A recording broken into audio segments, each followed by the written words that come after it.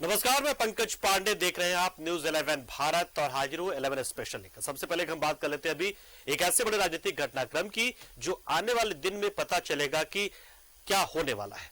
दरअसल रामगढ़ उपचुनाव को लेकर एनडीए में सरगर्मी बढ़ गई है। आजसू प्रमुख सुदेश महतो ने बीजेपी ऑफिस में दीपक प्रकाश से मुलाकात की। इस दौरान दोनों के बीच रामगढ़ उपचुनाव को लेकर एनडीए की रणनीति पर चर्चा हुई है। बैठक के बाद सुदेश महतो ने कहा कि रामगढ़ उपचुनाव में एनडीए मजबूती के साथ चुनाव लड़ेगा। जल्द ही उम्मीदवार की घोषणा कर दी जाएगी। वहीं बीजेपी प्रदेश अध्यक्ष दीपक प्रकाश ने रामगढ़ उपचुनाव में एनडीए की जीत का दावा किया है। यानी दोनों ने दावा किया है, लेकिन इस बैठक के बाद से तय क्या हुआ है ये अभी तक पता नहीं चल पाया है। एनडीए का उम्मीदवार होगा ये तो तय, लेकिन किस पार्टी से होगा ये अभी तक तय नहीं हो पाया है। तो इसी को लेकर शायद ये शुरुआती बैठक, हालांकि दावेदारी दोनों ठोक रहे हैं।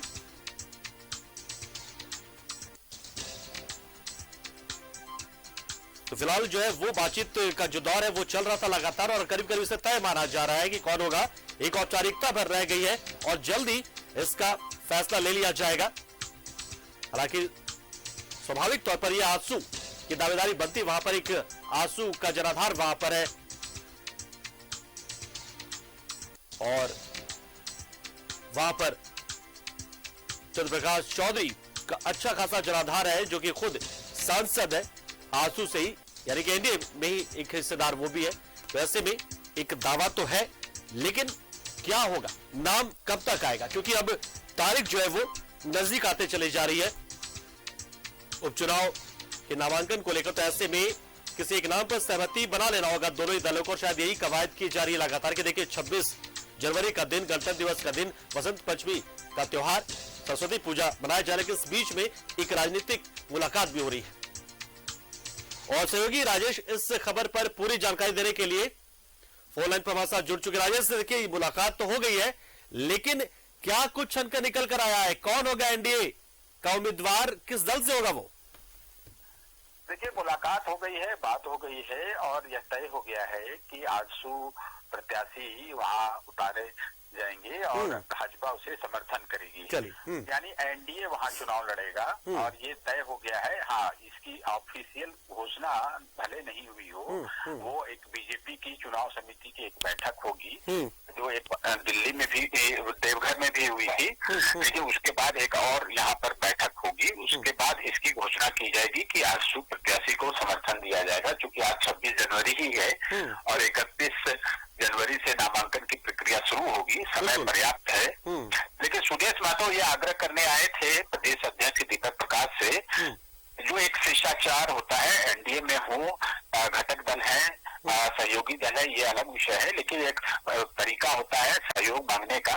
तो अभी ये मिलने आए थे और अब पार्टी के तरफ से एक पत्र भी आएगा कि हाँ, ये प्रत्याशी हैं। इसके लिए आजसू की भी एक बैठक होगी, उसमें पहले प्रत्याशी के नाम पर मुहर लगेगी, उसके बाद वो पत्र आएगा बीजेपी के पास, तो फिर इसके बाद बीजेपी इसकी घोषणा करेगी। तो आजसू की ओर से वो पत्र आएगा कि हमने उम्मीदवार का जो है वो नाम तय कर लिया है, उस पर सहमति पत्र बीजेपी की ओर से आएगा, ऐसा कुछ होगा?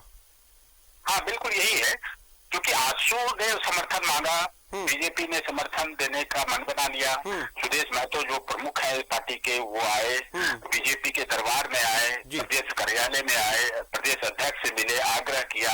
अब जो है आजसू अपनी जो एक पार्लियामेंट्री बोर्ड होगी, उसमें वो एक नाम पर सहमति बना के वो पहले घोषणा करेगी कि आजसू के प्रत्याशी ये होंगे, और जो संभावना है कि सुनीता चौधरी होंगी। उसके बाद फिर वो एक पत्र आएगा आजसू की तरफ से भाजपा को कि इन्हें समर्थन दिया जाए, तो फिर भाजपा समर्थन देने की घोषणा करेगी। यही कुछ होगा। अच्छा, राजेश से भी जानना चाहेंगे, चलिए ठीक है, ये बात तो सच है कि चलिए बीजेपी से समर्थन मांगा और कहा कि भाई ये स्वभावतः जो है हमारा ये सीट, हमारी सीट बनती है चुनाव लड़ने को लेकर, तो आजसू ने समर्थन तो मांग लिया है। लेकिन क्या ऐसा भी हो सकता है क्या कि आजसू के उम्मीदवारों के नाम पर में से हो सकता है ए या बी या सी, जो भी नाम हो उनमें से हो सकता है बीजेपी का आपत्ति हो, ऐसा भी कुछ होगा? या कि मतलब सशर्त समर्थन होगा पूरी तरीके से, कि मतलब कोई शर्त नहीं है, बस जो भी उम्मीदवार आप बनाए हमारा समर्थन है? देखिए, एक बात तो स्पष्ट है कि कोई किसी को आंख मूंद कर समर्थन तो देता नहीं है।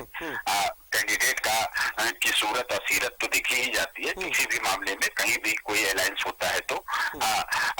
जैसी की बात है कि साफ तौर पर स्पष्ट है कि जो सांसद हैं गिरिडीह से आजसू के,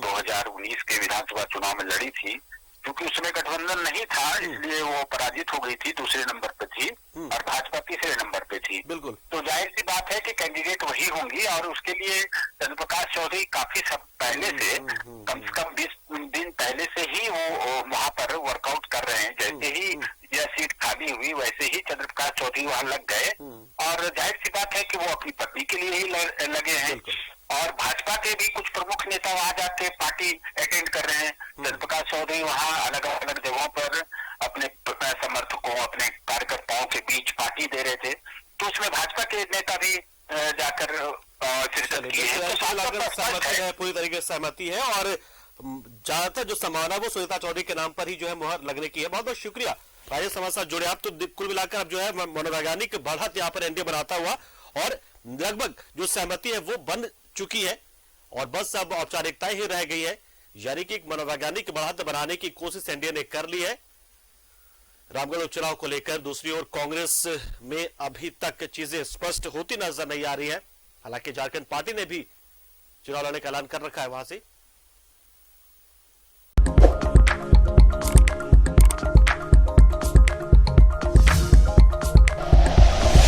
like and share videos, subscribe करें हमारा चैनल और प्रेस करें बेल आइकॉन। न्यूज़ 11 भारत, सच है तो दिखेगा।